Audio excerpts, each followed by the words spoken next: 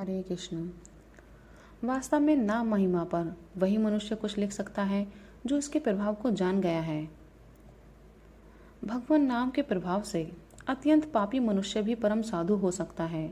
श्री भगवान ने गीता में कहा है, यदि कोई अतिशय दुराचारी भी अनन्य भाव से मेरा भक्त हुआ, मेरे को निरंतर भजता है, तो वह साधु ही मानने योग्य है, क्योंकि वह यथार्थ निश्चय वाला है।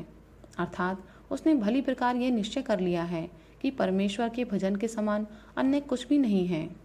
फिर कहते हैं, वह शीघ्र ही पर धर्मात्मा हो जाता है और सदा रहने वाली परम शांति को प्राप्त होता है। हे अर्जुन, तू निश्चयपूर्वक सत्य जान कि मेरा भक्त कभी नष्ट नहीं होता। माया के जाल से संपूर्ण जगत छाया हुआ है। माया के कारण ही सत असत का विवेक नहीं होता, परंतु भजन के प्रभाव से मनुष्य इस माया का भी उल्लंघन अनायास ही कर सकता है। भगवान ने कहा है, मेरी अद्भुत त्रिगुणमयी योग माया बड़ी दुस्तर है, परंतु जो पुरुष मेरे को ही निरंतर भजते हैं वे इस माया को उल्लंघन कर जाते हैं, अर्थात संसार से तर जाते हैं।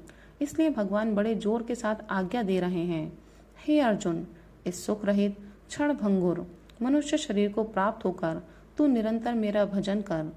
भगवान की इस आज्ञा के अनुसार जो मनुष्य निरंतर भजन में लगे रहते हैं वे स्वयं तो संसार सागर से तर ही जाते हैं, परंतु दूसरे भी अनेक जीवों को ताड़ देते हैं।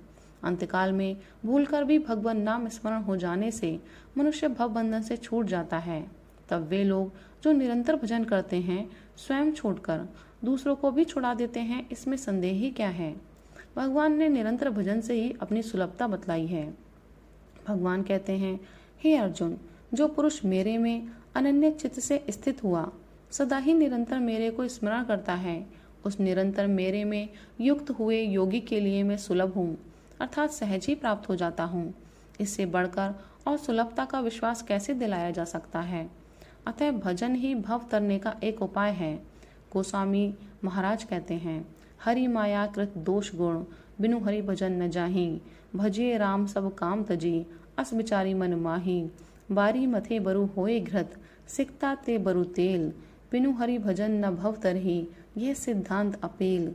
राम राम रटते रहो जब लगी घट में प्राण, कभू तो दीन दयाल के भनक पड़ेगी कान। पुरुष नपुंसक नारी नर जीव चराचर कोई, सर्व भाव भजु कपट तजी, मोहि परम प्रिय सोई। भक्तराज श्री हनुमान जी ने इस भगवान नाम स्मरण से ही भगवान को अपने वश में कर लिया था। उपनिषद में भी इसी को श्रेष्ठ अवलंबन बतलाया है।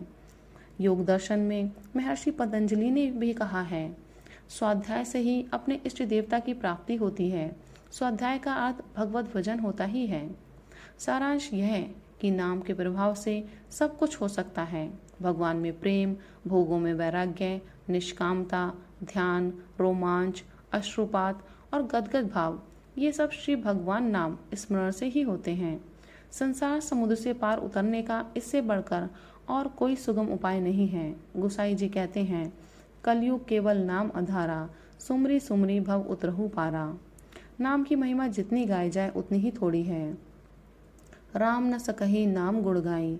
जब सरकार की ऐसी दशा है तो फिर मैं एक तुच्छ बुद्धि का मनुष्य तो इस विषय पर लिख ही क्या सकता हूँ।